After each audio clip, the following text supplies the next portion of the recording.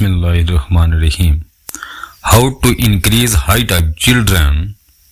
वो कौन सी ऐसी ग़िज़ाएं हैं जिनकी वजह से बच्चों की ग्रोथ में तेजी से इजाफा होता है, या वो कौन सी ग़िज़ाएं हैं जो हम अपने बच्चों को बाकायदगी से इस्तेमाल नहीं करवाते, जिसकी वजह से इनके कद छोटे रह जाते हैं। अगर बच्चा बमुताबिक उम्र कद नहीं कर पा रहा तो इसकी वजूहात क्या हो सकती हैं।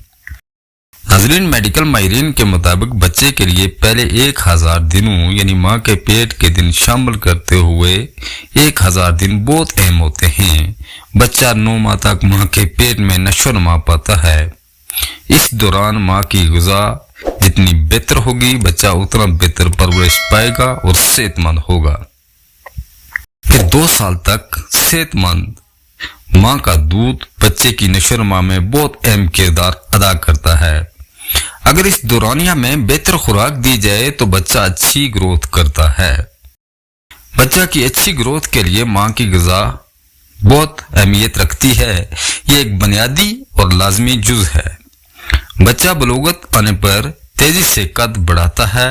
ये एक खास वक्त तक बढ़ता है, इसके बाद तेजी से बढ़ना बंद हो जाता है।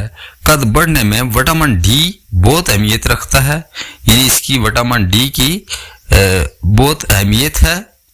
इसका खास ख्याल रखना चाहिए और इसके साथ कैल्शियम बढ़ाने के लिए खालिस दूध और अंडे का इस्तेमाल ज्यादा करना चाहिए।